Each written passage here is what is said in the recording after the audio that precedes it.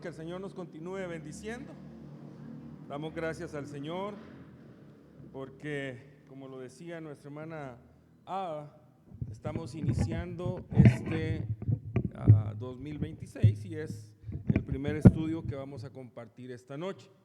Ahí estamos ya utilizando, bueno, ya nos reunimos esta noche con un formato un poquito diferente de este culto, ¿verdad? Que vamos a tener un momento pues de adoración, ¿verdad? y participación también de diferentes hermanos también para que podamos tener una adoración, no porque la que teníamos no era buena, ¿verdad? Sino que porque en alguna medida siempre buscamos hacer las cosas mejor cada vez para el Señor. Él merece que lo hagamos mejor. Y qué bueno, hermanos, porque iniciamos un año, iniciamos una nueva carta de estudio. Vamos a ir a la primera carta del apóstol Pablo a los hermanos de Tesalónica. Casi simultáneamente estamos iniciando la segunda carta del apóstol Pedro en las predicaciones de los días domingos. Y hoy vamos a ir pues a la primera epístola del apóstol Pablo a los tesalonicenses. Y vamos a iniciar con un poquito de la introducción y con el verso 1. Primera Tesalonicenses, capítulo 1, versículo 1. ¿Lo tenemos, hermanos?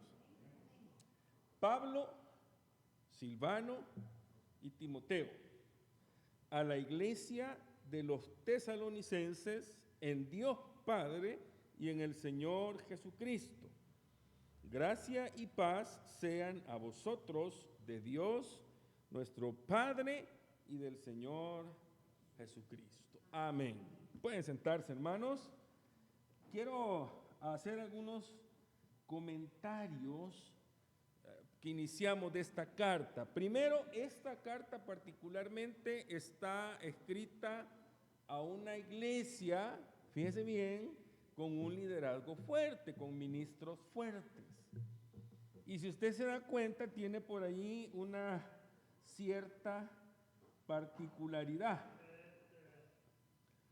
Tal vez se pudo usted notar en el versículo 1. ¿Qué notó usted de curioso al inicio de esta carta?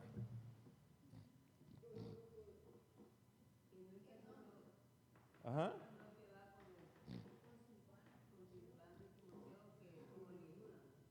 Sí. Algunos comentaristas dicen que Pablo no escribió solo esta carta, sino que fue ayudado ahí hay dos personajes que menciona, por Silvano y Timoteo. Mire qué interesante, porque acuérdese el liderazgo que el apóstol Pablo tenía en el momento de ir, visitar y fundar iglesias. No era un liderazgo que él lo tuviese como algo celoso, ¿verdad? Soy yo el que va a escribir, soy yo el que va a ir, sino que note usted que Pablo estaba, como dijésemos nosotros, compartiendo los créditos, ¿verdad? Una de las cosas quizás que son un tanto difícil para nosotros como seres humanos es eso, poder darle a otro créditos de algo que de repente estamos haciendo.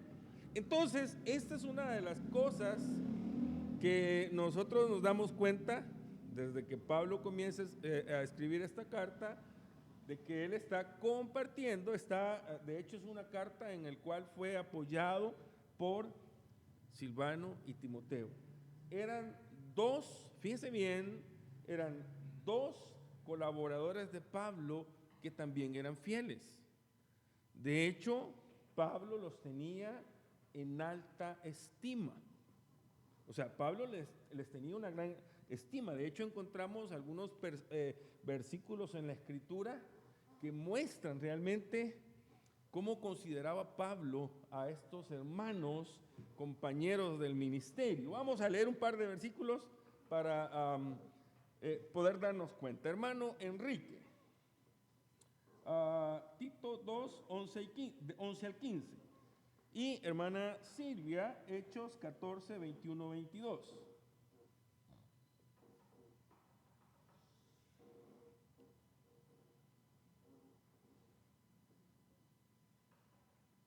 Tito 2, 11 al 15, hermano Enrique. Y hermana Silvia, Hechos 14, 21 y 22.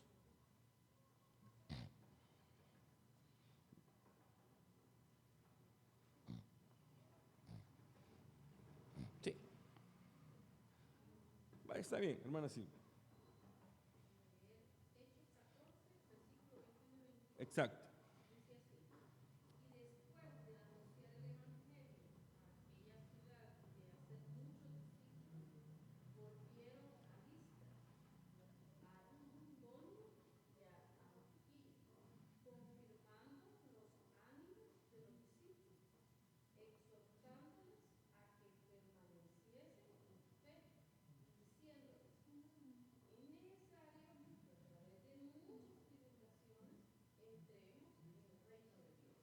Fíjense cómo Pablo, gracias hermana, cómo se está animando a los compañeros.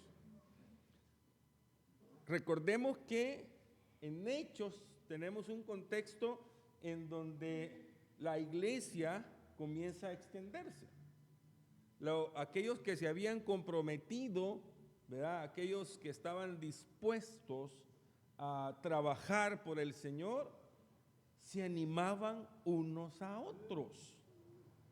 Quizás una de las cosas que más golpea a las congregaciones o a la iglesia es la falta de unidad. Lastimosamente, vemos situaciones como estas hoy en día, pero si vamos a la Escritura nos vamos a dar cuenta de que ellos habían entendido realmente que debían animarse unos a otros. ¿Para quién estaban trabajando ellos? A ver. Para el Señor. ¿Qué es lo que estaban edificando? El reino de Dios, la iglesia.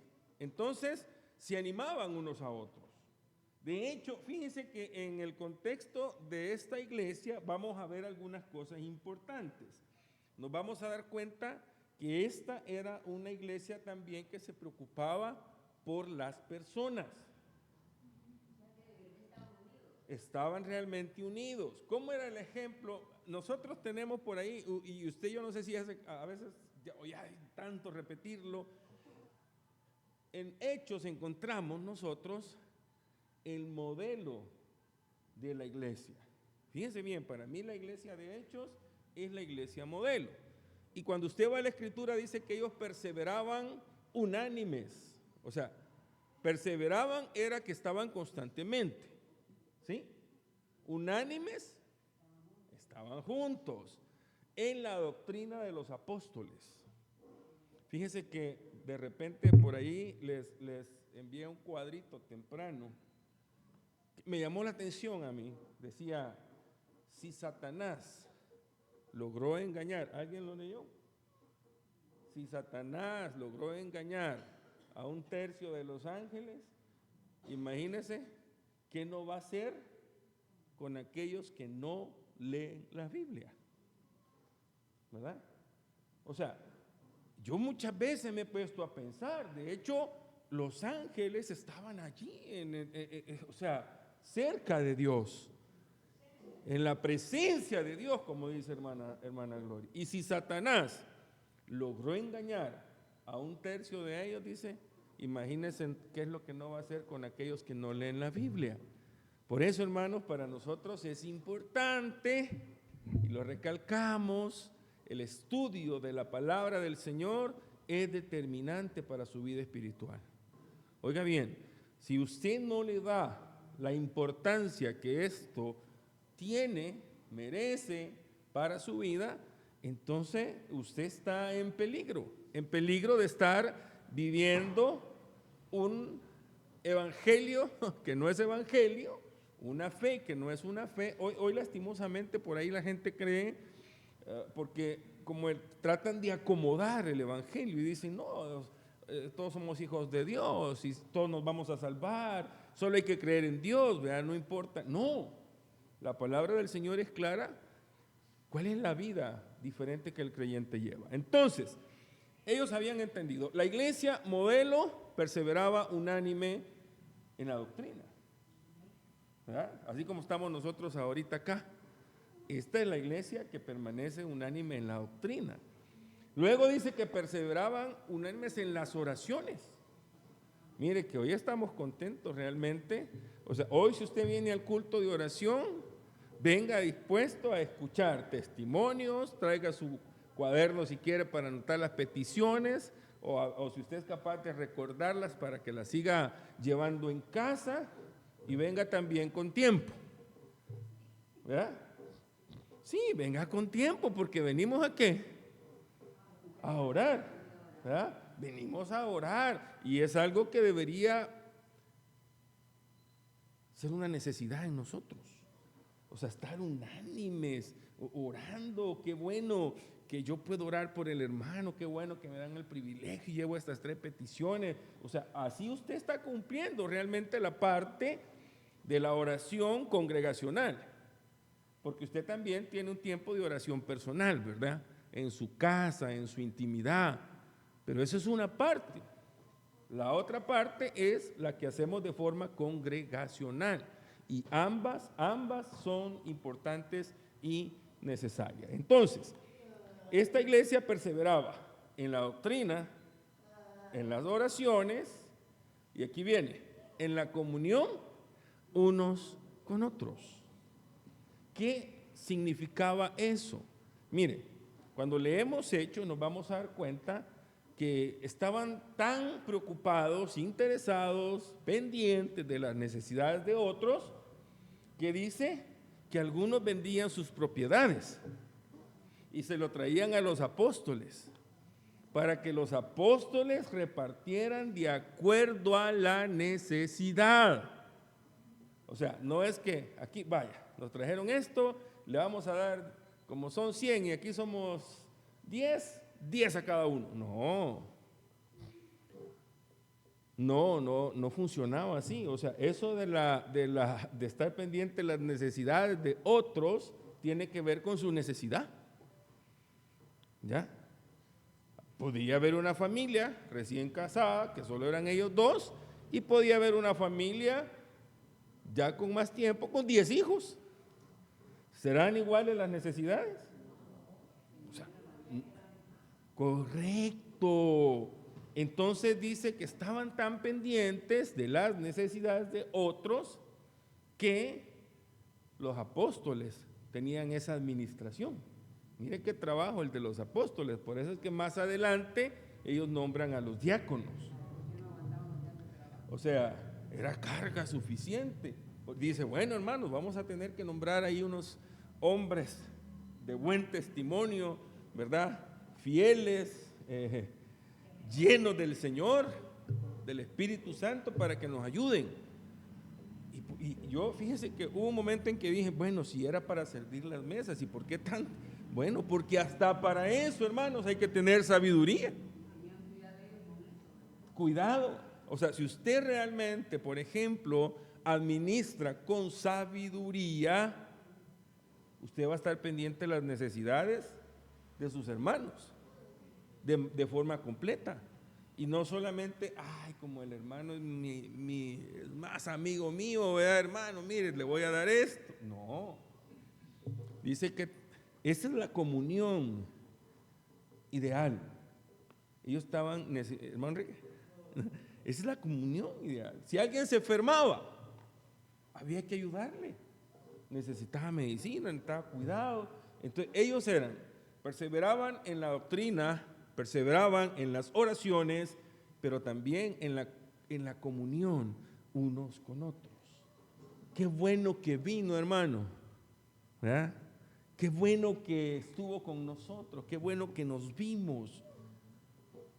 Y de repente, no llegó, o no está llegando, hermano, le invito a que venga, ¿verdad? Tengo oportunidad el domingo, mire, venga, viera qué bonito la reunión de oración, viera qué bonito el estudio, cómo estamos aprendiendo. De hecho, yo estoy fielmente convencido de que hoy es cuando más debemos estar agarrados de la mano del Señor y de su palabra. Hermana Gladys.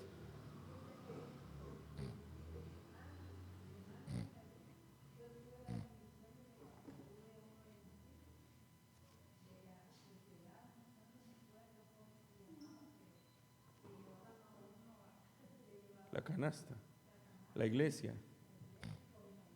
Sí.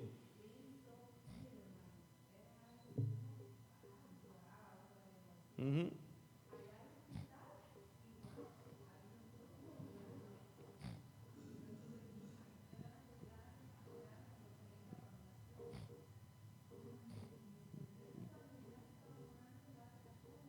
Ujú. Ujú. Sí, de hecho durante muchos años, algunos hermanos recordarán que nuestra iglesia incluso tenía por ahí un fondo de alimentos, ¿verdad? Y que hermana Magali se acordará porque ella ayudaba también a distribuirlo y ordenarlo y se mantenía. De hecho, hermanos, vamos a direccionar un poco este año también a eso. De hecho, por eso estamos haciendo varias cosas que no hacíamos el año anterior, porque el Señor es el que pone en nosotros muchas veces el hacer, ¿verdad? El querer, y de repente nos damos cuenta, y repito, no es porque estemos haciendo cosas mal, no, lo que pasa es que siempre hay oportunidad para mejorar, siempre hay oportunidad para fortalecer la relación, la comunicación, y por ahí hay varias ideas que vamos a considerar con los hermanos de Junta Directiva que podían verlo, ¿verdad? Ajá. Sí, y muy bueno que usted lo mencione porque vamos a ver si en esa plática que vamos a tener para lo que estamos esperando implementar este año, pues no sería malo. Entonces, había una comunión, una preocupación estos hermanos, de hermanos ya comió, hermano mire, venga, porque en otra parte dice que ellos compartían en las casas también con alegría y sencillez de corazón. O sea, no porque tenía más, no porque tenía menos, no se miraban de forma diferente, no. Imagínense que es bien bonito, yo he tenido muchas experiencias gratas en algunas casas con ustedes, cuando nos hemos reunido y hemos tomado cafecito y hemos hablado, eso es parte de la comunión, ¿verdad? Que hemos tenido la oportunidad. ¿Ya? Entonces, eso es bueno. Y al final dice también perseveraban en el partimiento del pan. O sea, su testimonio de Jesucristo, hablar del sacrificio de Cristo era también continuo. ¿Cómo lo hacían ellos en ese momento? A través del partimiento del pan. Entonces, vea usted acá en los Hechos cómo se preocupaban y se animaban. Pero no solamente ahí. Tenemos otro pasaje en Tito capítulo 2, versos del 11 al 15, hermano Enrique.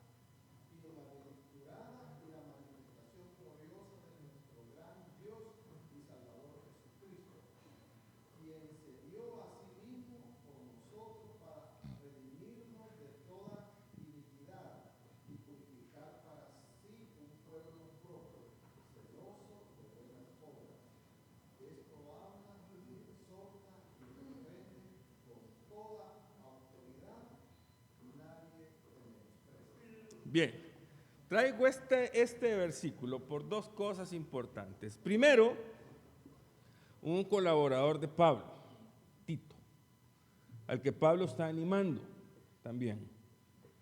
Pero si usted se da cuenta, Pablo anima a Tito, pero le hace como una retroalimentación de la gracia y de nuestra salvación. O sea, estos hombres se motivaban recordándose continuamente cómo debían vivir. Estos hombres se animaban continuamente, valga la redundancia, exhortándose a vivir en la manera en que Dios lo espera. Decía el hermano Ricardo anoche en la reunión de caballeros, decía que el evangelio es necesario que nos lo prediquemos todos los días. ¿Así era, verdad, Ricardo? Sí, sí, es necesario. Hay un momento en que el apóstol Pablo dice, miren, para mí no es problema estar repitiéndoles las mismas cosas, le dice, ¿verdad? Y para ustedes va a ser de beneficio, aunque en otro lado por ahí les da un jaloncito de oreja y les dicen, miren, ustedes ya no deberían estar tomando lechita, ¿verdad? Ya deberían estar comiendo carne. O sea, necesitan, o sea, el evangelio, hermano, necesita, aquí lo dijo la palabra clave, hermana Amanda, necesita ser fuerte, sólido. Pero para que usted crezca espiritualmente, ¿qué tiene que hacer? Alimentarse espiritualmente. ¿Y cómo se alimenta espiritualmente? Leyendo la palabra, estudiando la palabra, memorizando la palabra, hablando de la palabra. Así es como usted crece espiritualmente. En alguna ocasión me preguntó alguien, mire, pero usted, ¿por qué, pastor, se tiene que aprender los versículos bíblicos? No, fíjense que no es que uno se ponga a memorizar, sino que resulta que de tanto leer los mismos versículos, a uno se le quedan. A uno se le quedan. Yo, hermano, los animo y los reto, ¿verdad?, a que no dejen su lectura de la Biblia este año. No, vieran qué bonito es cuando uno va descubriendo nuevas cosas, cuando uno pudo haber pasado por ahí, pero no le puso tanta atención este año, ¿verdad? ¿Qué pasó? Y para este año lo siente uno nuevo. O sea, hay un momento en que realmente nos vamos dando cuenta de que esa se vuelve en nosotros una necesidad. Fíjense que siempre tenemos espacio, ¿sí o no? Siempre, no podemos decir, hermano, es que a mí no me queda tiempo.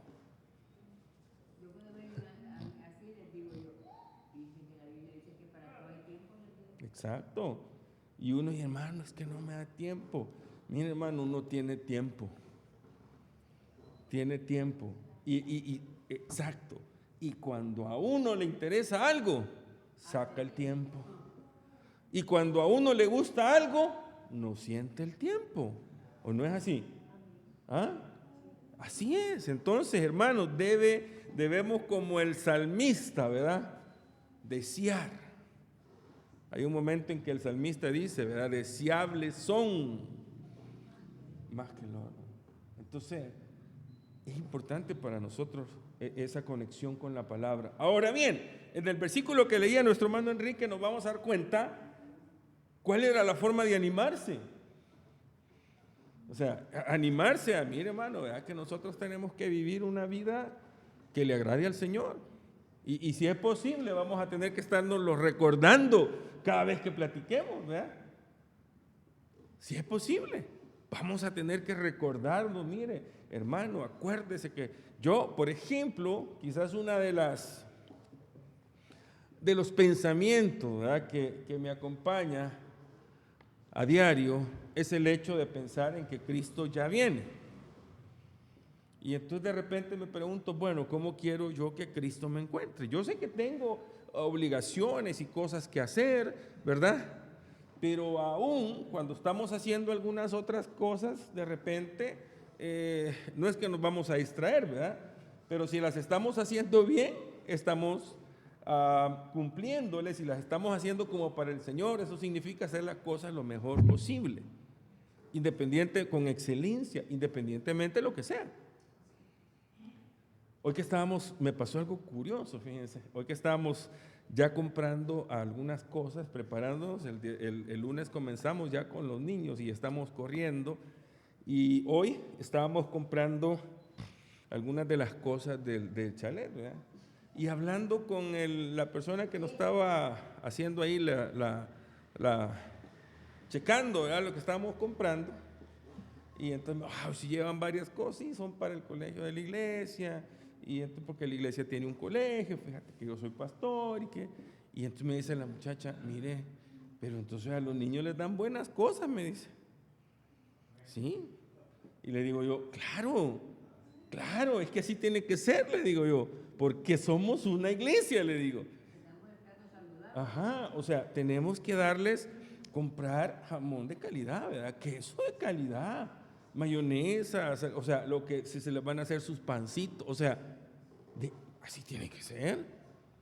O sea, así tiene que ser. Traíamos por ahí un mueblecito para insumos ya de limpieza para el hermano, ¿verdad? Que hace el hermano Wilke, porque él también necesita un lugar para guardar las cosas que sea adecuado. Entonces, hay que darle, mire, hermano, le vamos a dar unas cajas, ¿verdad? Estas de cartón, no. O sea, todo lo que hacemos, hermanos, lo hacemos como para el Señor.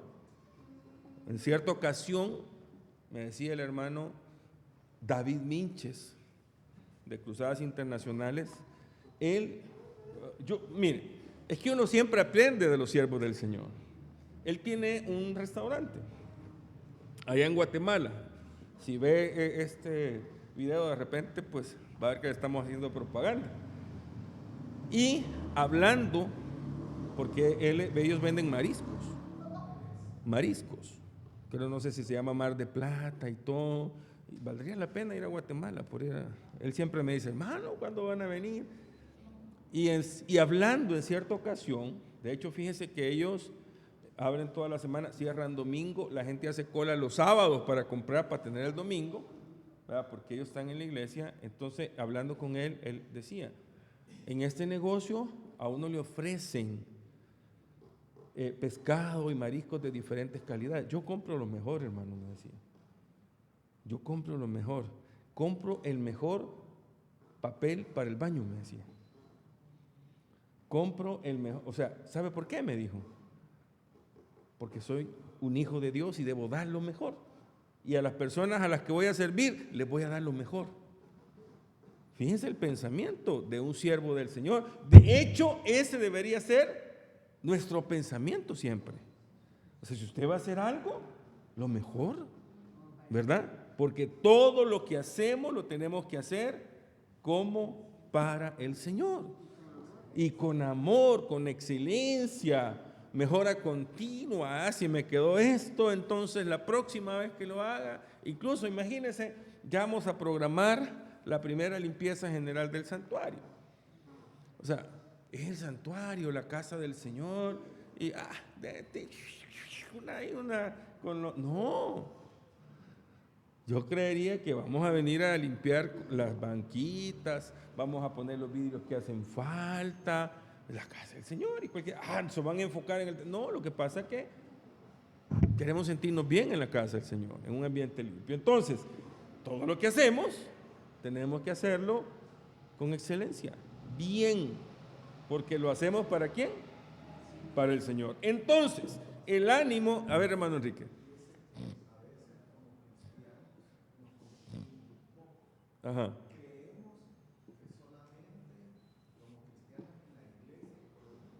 Ajá.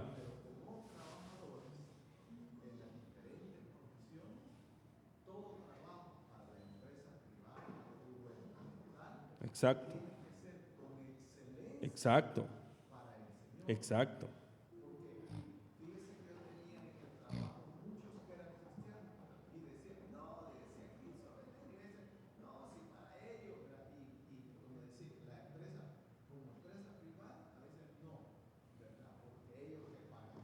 Uh-huh.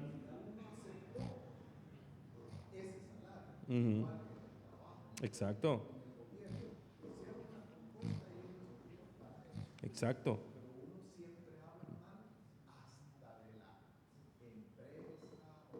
Que no debería ser correcto, ¿verdad? Si usted es cristiano. Exacto. Lo que dice hermano Enrique es bien cierto, fíjense hermano, y pasa, eso es bien común, porque la gente ve muchas veces incluso a sus empleadores o a sus patronos hasta como sus enemigos. O sea, ¿para qué voy a hacer esto? Para darle más pisto al fulano. O me voy a hacer el loco, me pidió que hiciera esto, me voy a tardar todo el día para que no me ponga a hacer otra cosa. No, Dice la Biblia que todo lo que usted y yo lo hagamos como para el Señor. O sea, lo mejor, pues, ¿verdad? Lo mejor, si el Señor se merece lo mejor. Él se agrada cuando ve que usted realmente le da el valor a eso. Porque la gratitud, por ejemplo, si usted tiene un trabajo, ¿tiene trabajo? ¿Cuánta gente está deseando tener un trabajo? Así como ese cuadrito, ese video que sacan a veces en las redes sociales, que va alguien en un carrito y ve que otro va en un carro bien bonito, ¿verdad? Y dice, ay, yo quisiera tener ese carro. Luego a este lado va el de una bicicleta y ve el carrito ese, ¿verdad? Más o menos, y dice, ay, yo quisiera en vez de esta moto tener ese carrito. Luego a la par va uno de una bicicleta y ve la moto y dice, yo aunque sea esa moto quisiera tener. Luego a la par del de la bicicleta va uno caminando y el que va caminando dice, yo aunque sea esa bicicleta quisiera tener. Y luego a la par del que va caminando está uno que no puede andar y dice, ¿cómo quisiera caminar? Nosotros a veces no valoramos, no somos tan agradecidos y como decía el hermano Enrique, lastimosamente hay gente que se queja por su casa, por lo que tiene, por lo que come. Nicole. Justo ayer la mañana estaba hablando de eso, de que, o sea, hay veces en que uno cree que, por ejemplo, tiene un carro y todo, cree que merece otro carro mejor, porque, o sea, porque lo cree, uno siempre es como agradecido con lo que tiene, valora lo que tiene, sino que esa persona quiere otro mejor, sin embargo hay personas que se le han pegado que sea ese carrito. Entonces, es cuestión, por una parte, de gratitud. Pero más que todo, hermanos, no podemos lastimosamente hacer esto de lado, es falta de conocimiento de la Escritura. Porque la Escritura nos manda a ser agradecidos, a que demos gracias a Dios por todo. Entonces, muchas veces actuamos así, simple y sencillamente por falta de formación bíblica. O sea, por eso es que se vuelve tan importante. Si a usted le dice, mire, este es el parámetro de vida, o sea, aquí usted va a encontrar la forma en que Dios quiere que usted viva. ¿Qué es lo que usted tiene que hacer? Es que a Dios le gusta que yo le cante y que haga esto y que ande haciendo. No, pero hay cosas que también no le agradan a Dios. O sea, esto no se trata de compensar, ¿verdad? Como ya fui al culto, ya puedo hacer. No. Y más, la Escritura hasta nos da a nosotros una prevención tremenda. Dice que esta libertad que hay en vosotros no se vuelva libertinaje. O sea, esta es la gracia. Para muchos de repente, como siempre digo yo, la gracia para muchos se vuelve desgracia. Y lo más tremendo, hermanos, es que si usted, oiga bien, no ha vivido en el momento en que usted se presente ante el Señor, porque así está establecido, y si usted no vivió de acuerdo a la voluntad del Señor, eso va a ser tremendo. En la mañana leí algo por ahí, ya se los voy a compartir tal vez posiblemente en la noche. Me llamó la atención en la manera en que este autor lo presenta. Dice, aquí les dejo, dice, como unos tips para que usted se dé cuenta si es oveja o es cabra. Me llamó la atención, ¿verdad? Porque la verdad que al final habla de cómo la oveja realmente, o sea, habla de la diferencia. Entonces dice, para que usted ahí se lo voy a compartir, hermanos. Entonces, vamos a seguir acá porque vamos a tratar de completar por lo menos una parte del versículo 1. Entonces, Pablo a Silvano dice, y Timoteo a la iglesia de los tesalonicenses, en Dios Padre y en el Señor Jesucristo. Me voy a detener ahí un poco. Ok, ya vimos cómo Pablo le da también reconocimiento a Silvano y Timoteo. Entonces ya dijimos, una iglesia, porque esta iglesia particularmente es una iglesia fuerte, a la que nuevos creyentes, hermanos, oiga bien, nuevos creyentes, pero empezó a ser desde el principio una iglesia fuerte. ¿Por qué? Porque sus ministros se apoyaban. Oiga bien, sus ministros se apoyaban, sus líderes se apoyaban. Quienes estaban al frente, ¿verdad?, direccionaban y hacían todo también de acuerdo, ¿verdad?, a la palabra del Señor. Segundo, era una iglesia fuerte porque también tomaba a todos en cuenta. Mire qué interesante, estaba pendiente de todos. Ya vamos a ver más adelante un poquito de eso. Entonces, una iglesia fuerte también es una iglesia que practica la oración.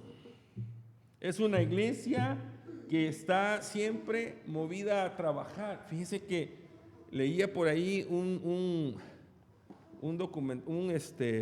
documental hoy en la mañana en donde habla de la iglesia en Australia. Y dice que la iglesia en Australia ya se dio cuenta que tiene que hacer un giro de 360 grados y volver a la iglesia de los inicios, dice, a la iglesia modelo. ¿Por qué? Porque la iglesia hoy en día se ha acomodado, dice, y así no estamos cumpliendo realmente con el verdadero propósito de existencia de la iglesia. O sea, ya la gente va porque le gusta la música, porque se entretiene, porque el ambiente. Entonces, no estamos cumpliendo, estamos trayendo gente a las instalaciones, pero ese no es el propósito de la iglesia, traer gente al templo. El propósito de la iglesia es traer gente a los pies de Cristo. Y para traer gente a los pies de Cristo debemos de vivir de acuerdo al Evangelio y ir y compartir el Evangelio. Eso es lo que tenemos que hacer. Por eso es que este año, más adelante les vamos a compartir por ahí, vamos a retomar nuevamente nuestro proyecto de evangelización una vez al mes, porque es importante que lo hagamos. Entonces, una iglesia fuerte es una iglesia que toma en cuenta, que está pendiente de todos sus miembros. La carta, fíjese bien, esta carta en particular no está dirigida exclusivamente a un grupo. No. Esta carta está dirigida a la iglesia. O sea, no a un grupo en particular. Pablo en algunas ocasiones es específico, ¿verdad?, a quien le habla. Pero en esta carta no.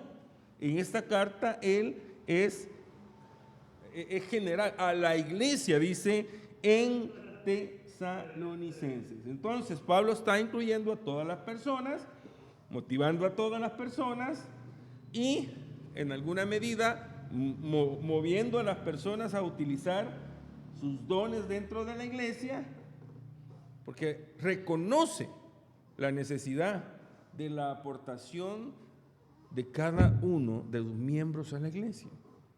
Fíjese que cuando usted viene y forma parte de una congregación, de hecho, las congregaciones son también parte de la iglesia, solo que son, la iglesia es mundial, ¿verdad? La iglesia la conforman hombres y mujeres que han reconocido a Cristo Jesús como su Salvador, la iglesia en todo el mundo. Pero las congregaciones también son iglesias en secciones. Entonces, cuando usted pasa a ser parte de una iglesia, en alguna medida, usted también pasa a aportar para que esa iglesia se edifique, se construya. Y eso lo lleva a usted también a aportar sus dones. Porque de hecho, todos en la iglesia, de alguna medida, formamos o jugamos o somos, tenemos la oportunidad de poner nuestros dones al servicio del Señor. O sea, tenemos que aportar, y cuando digo aportar no me estoy refiriendo al sentido económico, esa es pues una parte, usted y yo sabemos, pero sí a la construcción de la iglesia, al fortalecimiento de la iglesia. Y esto va a ser mucho más efectivo cuando entendemos la necesidad, así como Pablo y los siervos y los líderes se han apoyado y se unen y sigamos adelante y vamos a alcanzar el galardón que el Señor nos tiene, entonces también así los miembros de la iglesia deben apoyarse. Esa era una de las cualidades de la iglesia en Tesalónica. ¿Qué nos dice la palabra del Señor? Hermana Gloria, vamos a compartir algunos versículos. Romanos 12, 3 y 5. Hermana Magali, 1 Corintios 12, del 12 al 14. Alberto José, Efesios 4, del 11 al 13. Vamos a compartir esos versículos.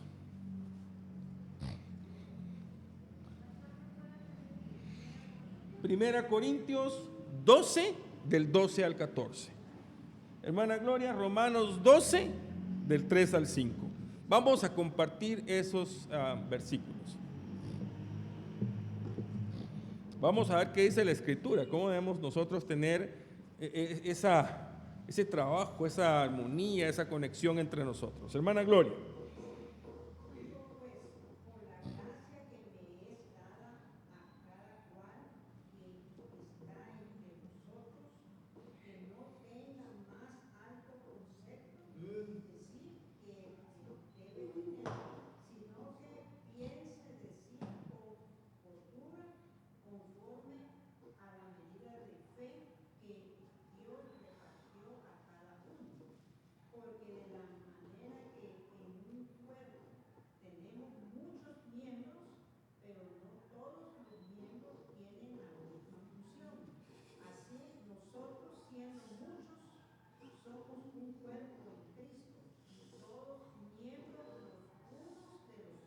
Amén. Bien, ¿por qué comenzamos y fuimos a Romanos? Porque Pablo comienza como estableciendo un parámetro. Y él dice, por favor, no se anden creyendo más que otros.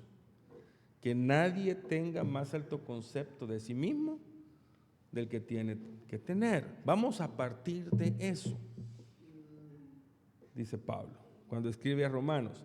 Romanos no es la carta de Pablo a Romanos, hermanos, no es una carta señalando problemas en una iglesia. La carta del apóstol Pablo a Romanos es únicamente instrucción. O sea, ahí no había ninguna situación. Pablo no está tocando ninguna situación ahí. Está instruyendo a los nuevos creyentes y está tratando de que entiendan que no solamente los judíos, aunque ellos crean que la salvación solo es para ellos, que no es así. Entonces Pablo en la carta de los Romanos está tratando eso, es una carta de instrucción, es una carta direccional, es una carta de información, si usted quiere. Entonces Pablo dice, bueno, vamos a comenzar poniendo claro de que aquí nadie es más que nadie, ¿verdad? Nadie tenga más alto concepto de sí mismo del que debe tener. ¿Y por qué? Porque a veces, hermanos, lastimosamente, como la naturaleza del ser humano así es, y esto pasa en todos lados, ¿verdad? No solo en el contexto de iglesia, lastimosamente pasa en todos lados. Pero lo triste es que pasa dentro de la iglesia donde no debería pasar. Es que yo tengo este privilegio. Y al hermanito, pues, no, hermanos. Siempre lo hemos dicho. Y la Escritura es clara. Ante los ojos de Dios dice, todos somos iguales. Espiritualmente todos estamos iguales. ¿Qué es lo que sucede? Que dentro de la iglesia tenemos diferentes responsabilidades, ¿verdad?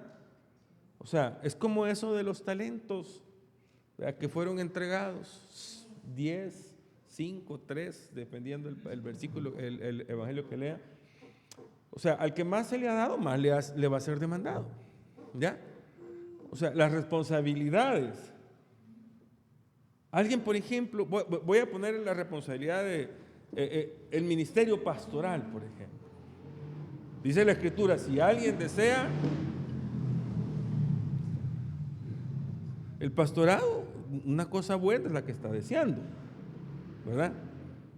Pero aquel que se pare y asuma la responsabilidad de pastor va a dar cuentas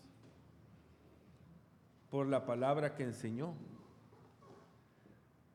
Va a dar cuentas por la manera en que vivió, por el ejemplo que dio, por todo lo que permitió. A veces dicen, no, es que ahí que son poquitos, que ahí no llegan, no invitan a la gente. No, es que miren, hermanos, cederle el púlpito a alguien es una responsabilidad. O sea, si es alguien que uno conoce, ¿verdad?, que conoce su testimonio, que conoce, ese es un parámetro para mí cuando cedo el púlpito a un pastor que invitamos. Tengo que conocerlo, tengo que saber qué es lo que predica, qué es lo que vive. Aquí no se trata de que, miren, vino fulano, y el pastor bien galán, que predique él, así descanso yo. No, uno va a dar cuentas de la palabra que sale, ¿verdad? Uno va a dar cuentas, ¿verdad? Predica tiempo fuera de tiempo. O sea, aquí no hay tales de que uno, es tal cosa, a la gente no le gusta, mejor no la predico para que la gente no se sienta mal. Voy a predicar solo del amor, hermano, solo del amor. A otros les encanta que prediquen del dinero y de las cosas materiales y que aquí, que podemos tener. Y además ya no mencionamos ni el... No, hermanos. Si el propósito de la palabra no es hacernos feliz. O sea, usted va a ser feliz cuando la palabra tiene un efecto en usted, que es diferente, ¿o no? Yo soy feliz, la palabra me da a mí suficiente sustento, razones, como usted quiera llamarlo. Pero la intención de la palabra no es hacerme feliz. Toda la Escritura es inspirada por Dios y tiene 4 utilidades: enseñar, corregir, redarguir e instruir en justicia, a fin, vaya, esa es la función de la palabra del Señor, ¿verdad? No es hacerme, es que qué bonito el hermano y habló de que tenemos puertas, cielos abiertos. No, si es que son parte de las promesas del Señor. A mí me encanta. De hecho, yo por ahí ponía algo ahora, que la única puerta que ya no se puede abrir es la del ataúd, ¿verdad? Ahí lo ponía, si lo leyó, pues las demás puertas sí. Y hay una que nos da acceso a todo, que es la puerta de la vida, que solo es a través de Cristo Jesús. Entonces, ahí es donde nosotros podemos realmente darnos cuenta, ¿verdad? Cuán importante entonces es para nosotros el hecho de entender que sí, la palabra tiene un efecto poderoso en nosotros. Y cuando la palabra nos anima a vivir de una manera que es agradable al Señor, viene y nos direcciona a este lado y dice, miren, no se anden creyendo más porque usted tiene carro, porque el otro no tiene, porque su casa está así, la otra está... O sea, no, que nadie tenga más alto concepto de sí mismo del que debe tener. Vamos a partir de ahí. ¿Por qué, dice Pablo? Porque somos miembros los unos de los otros y no todos los miembros hacen lo mismo. No todos. Ya esta o la otra semana, primero Dios, los hermanos de la comisión de púlpito van a pasar por ahí un listado de los miembros de la iglesia y le van a preguntar, ¿en qué quiere servir usted? ¿Quiere ser portero? ¿Quiere ser ujier? ¿Quiere estar en dirección de cultos? ¿Verdad? Eso, si usted dice sí, dirección de cultos es domingo, lunes y jueves ahora. ¿Ya? Si usted quiere estar ¿por qué? Porque yo entiendo que hay cosas que para usted son más fáciles de hacer. Por ejemplo, no todas les gusta dirigir. Más de algún hermano a mí me ha dicho, hermano, mire, a mí por favor no me pongan a dirigir. La razón que sea, ¿verdad? Ahora, también algunos me han dicho, es que a mí me da temor, pero entonces no se preocupe, que lo va a hacer con alguien que se sabe los signos, entonces sí. Pero para eso es eso, ¿verdad? Algunos dicen, no, es que yo no tengo, a mí me gusta estar en la puerta, recibir a los hermanos, está bien. Yo quiero participar, está bien, ¿verdad? Porque no todos tenemos los mismos dones. Usted tiene que tener claro cuáles son sus dones.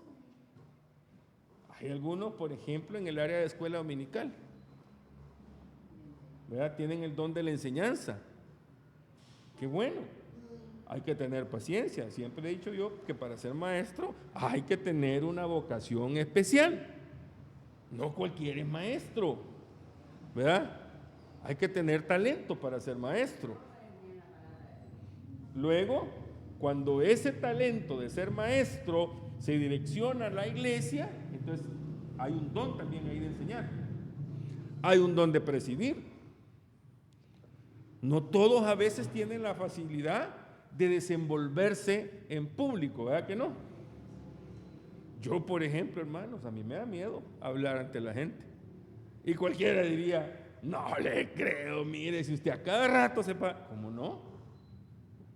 Yo a veces estoy viendo cómo es que voy a iniciar, o sea, ¿y cómo comienzo y qué hago? Porque sí, aunque no me lo crean.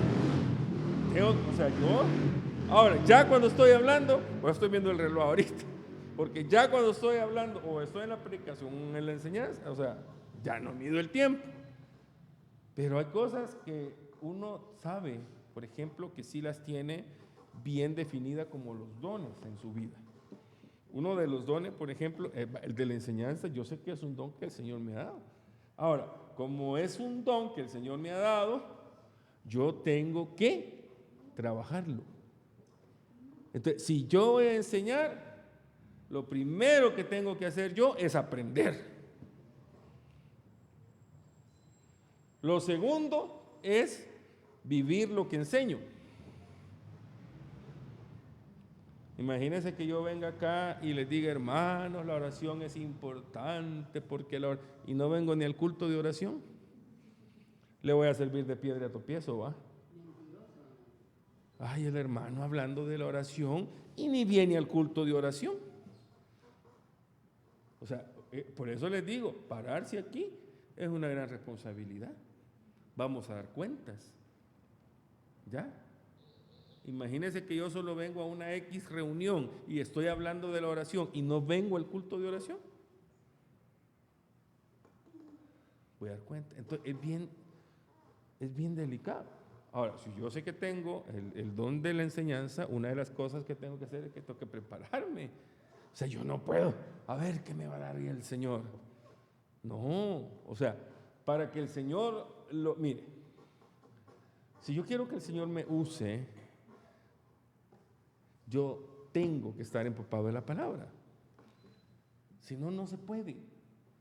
O sea, aquí no hay tales de que, aquí no es cuestión de que vengamos, lastimosamente, y yo he visto eso en el ministerio pastoral. A ver qué me da hoy el Señor. No. O sea, y después leen cosas que no son. Y Judas fue y se ahorcó. Ve, ya esto es lo mismo. Y hay otro que le agrega un tercer versículo, ¿verdad? No tardes en hacer lo que hay que hacer. Entonces, no, hermanos. O sea, estoy poniendo el ejemplo del don de la enseñanza, porque es algo, por ejemplo, que yo soy consciente que el Señor me lo ha dado, pero tengo que prepararme. Eso implica sentarse, eso implica leer, eso implica meditar, eso implica vivir, llevar a la práctica, porque si no, no funciona. ¿Ya? Si alguien tiene el don de la administración, por ejemplo, que puede ser a través de la alabanza, es el don de la administración, ¿verdad? Puede ser a través de la alabanza o puede ser a través de la palabra, ¿verdad?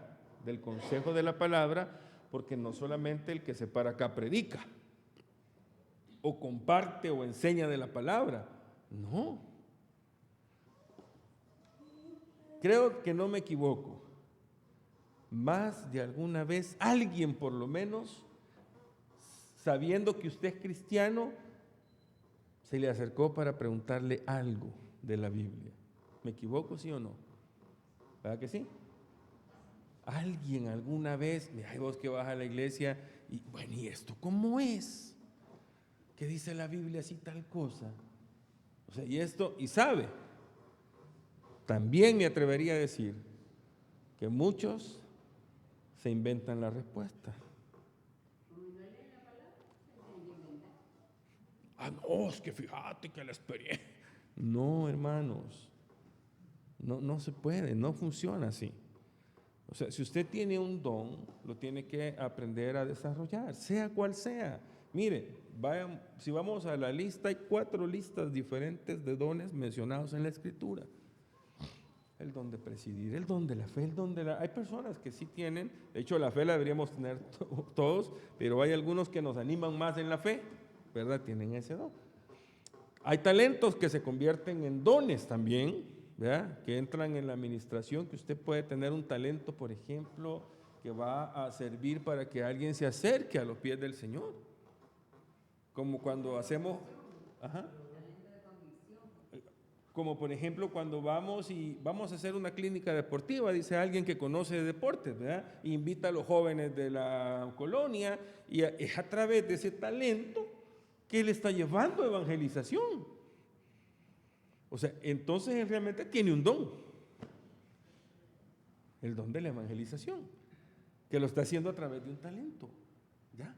Entonces, hermano, los talentos ahí están. Ahora, todos tenemos al menos uno.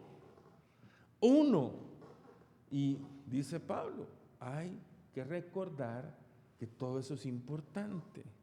Hay hermanos, por ejemplo, que son bien detallistas para la limpieza. Ese es un talento aparte, porque no todos somos así. ¿Ya? Entonces, ese talento en algún momento también se puede convertir en un don. Y usted dice, bueno, ¿y cómo puede caber mi habilidad y convertirse en un don? Entonces usted piensa en el beneficio que puede tener con eso. ¿Sí? Porque al final dice, si mi talento es ese, sí, pero posiblemente este es su talento, pero el don que el Señor le ha dado es este. Ese de la administración. Mire, no toda la gente puede aconsejar. Y uno de repente conoce ciertas áreas que le pueden servir a otro, porque fue su área de trabajo, porque fue su área de vida, y de repente le va a servir para administrar la vida de otro. O sea, ese talento usted no se ha dado cuenta que es el don de administración. Hay don de presidir, que entra la administración, por ejemplo. Si usted tiene el talento de los números y todo, mire, si la casa del Señor es algo que tiene que caminar en orden. Hay bastante trabajo. Lo que pasa es que muchas veces creemos que hay cosas que son más importantes. No, yo solo quiero, que yo quiero un puesto en la junta directiva. Mire, hermanos, si para trabajar usted no necesita un nombramiento. Para trabajar usted no necesita un nombramiento. Hay un momento en que Pablo dice, ¿acaso todos los miembros del cuerpo son ojos? Le pueden decir los pies a los ojos, no te necesito. Le puede decir esta mano a esta mano, no te necesito. No, o sea, todos somos miembros los unos de los otros. Formamos un solo cuerpo, el cuerpo de Cristo, la iglesia, y todos tenemos una función. Vamos al siguiente versículo. 1 Corintios, hermana Magali, 12, del 12 al 14.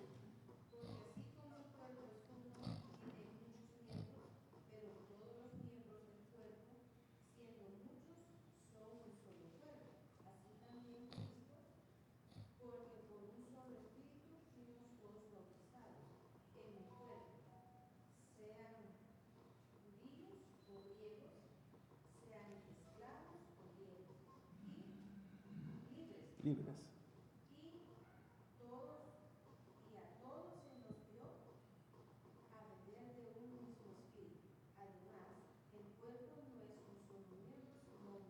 Vaya, ahí Pablo está ya como ampliando y aclarando un poquito más y dando cierto sustento o bases para saber que es el mismo Espíritu el que todos hemos recibido. A todos se nos dio de beber de una misma copa. O sea, es el mismo Espíritu. Por eso, hermanos, es que debemos entender entonces realmente cómo ese Espíritu actúa en nosotros. ¿Cuál es la función de ese Espíritu? Porque muchas veces hay como ciertas ideas no bíblicas, sin sustento bíblico, porque la gente dice es que la manifestación del Espíritu es así. No. La manifestación más grande del Espíritu Santo es la transformación del ser humano. De modo que si alguno ahora está en Cristo, nueva criatura es. O sea, las cosas viejas pasaron, y aquí todas son hechas nuevas. Ese es el trabajo del Espíritu Santo, ¿verdad? Despojémonos del viejo hombre, dice la Escritura, y revistámonos del nuevo, a la imagen de Cristo. Esa es la función del Espíritu Santo. Esa es la manifestación en nosotros del Espíritu Santo. No es que usted va a gritar más, no es que usted va a saltar más. Ahora, debemos tener cuidado, siempre lo hemos dicho, muchas veces cosas de esas no se hacen por el Espíritu, se hacen por la emoción. Hermana Gladys. No, ok. Alberto. Sí.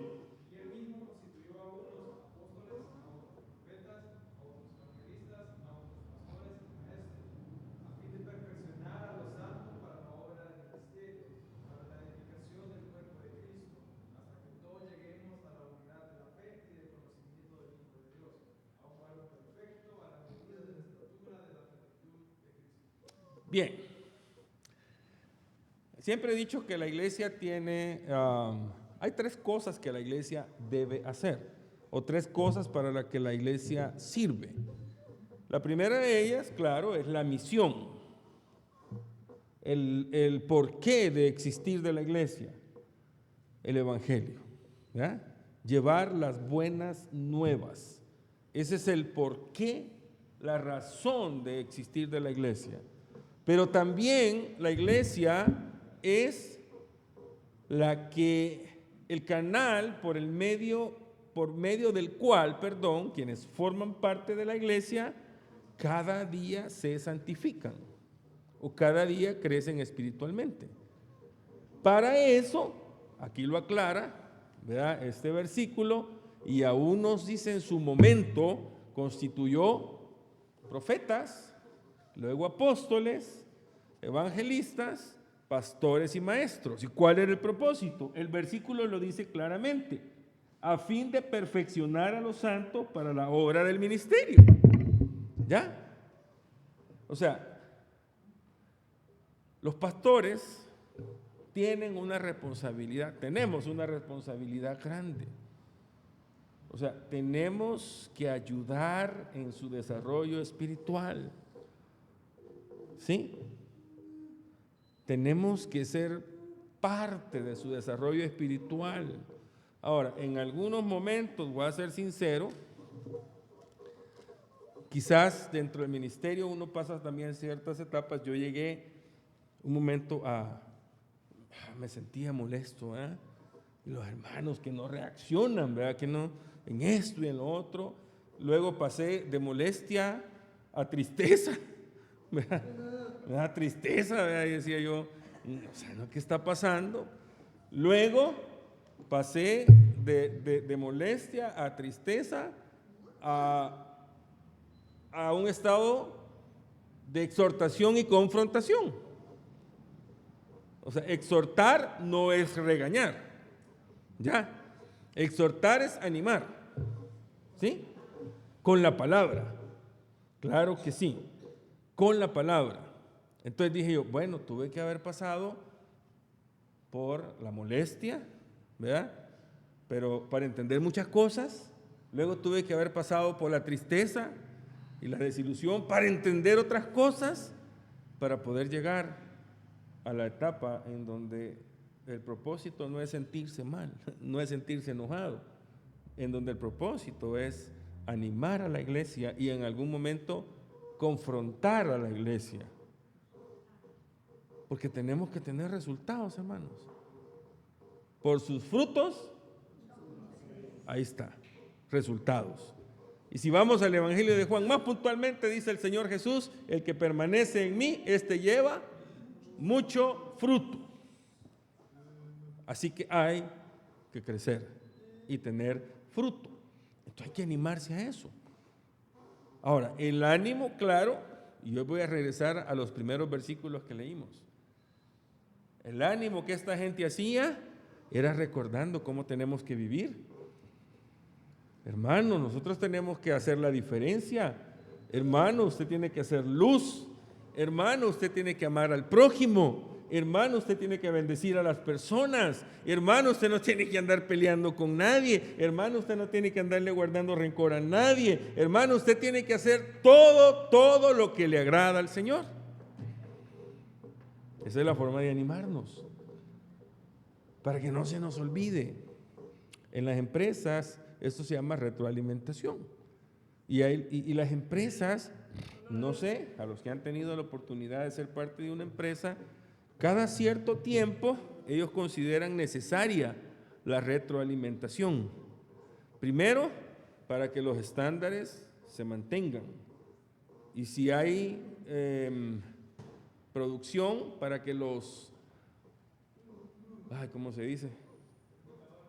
Sí, pero hay una palabra cuando se está produciendo algo. Sí, hay otra. Para que los procesos se mantengan. ¿Por qué? Porque con el tiempo uno amaña los procesos. Es que así es más fácil. Es que así es más corto. Es que así me ahorro. Y hay cosas que no se tienen que hacer. Entonces, la retroalimentación dentro de las empresas hace eso. Recordarnos cuáles son la visión, la misión, los procesos, la normativa. Entonces, hermanos, la palabra del Señor constantemente nos está recordando qué es lo que le agrada al Señor. Y como siempre lo hemos dicho, en algún momento, si me incomoda y me molesta, ahí sí me voy a preocupar, porque entonces no estoy actuando de forma espiritual. Porque el que es carnal siempre va a justificarse, a protegerse, ¿verdad? Siempre. Pero el que es espiritual va a reconocer, ¿verdad? Así que a unos constituyó profetas, apóstoles, a otros evangelistas, y ahora, hermanos, estamos los pastores y maestros. Hubo un momento en que decía, creo que el que es pastor tiene que ser maestro, ¿verdad? Ahora, no todo pastor, decía mi papá, no todo predicador es pastor, decía. Entonces, hay pastores que ¿verdad? Pero todo pastor sí debe ser maestro. Todo pastor sí debe ser maestro, aunque no todo pastor sea buen predicador, tiene que ser buen maestro. Ahora, si me falta sabiduría para predicar, entonces, si me falta sabiduría, entonces yo tengo que doblar mis rodillas. Si alguno tiene falta de sabiduría, pídasela a Dios. Él se la va a dar.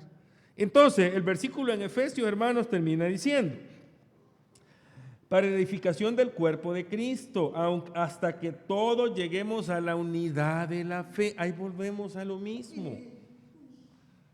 Fíjense que hay ciertos términos de lenguaje común, de uso común, que yo siempre he dicho no aplican para la iglesia.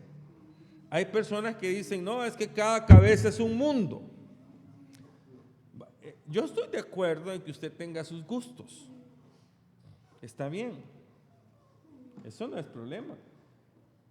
No a todos nos gusta el amarillo. No a todos nos gusta el celeste. A algunos les gusta más el rojo o el gris. A mí particularmente me gusta mucho el gris y el azul oscuro. Posiblemente a usted le va a gustar el blanco, no sé. Esa es cuestión de gustos, ¿verdad? Pero Eso no determina o no influye en que yo sea salvo o no. No. Ahora bien, como a mí me gusta el azul, vamos a pintar la iglesia de azul. No, ¿verdad? Hermano, tenemos dos colores, a ver qué vamos a pintar la iglesia. ¿Qué color le gusta a usted, hermano Toñito? A él le gusta el blanco, él quiere que pintemos blanco con rojo. ¿Y la hermana Gloria?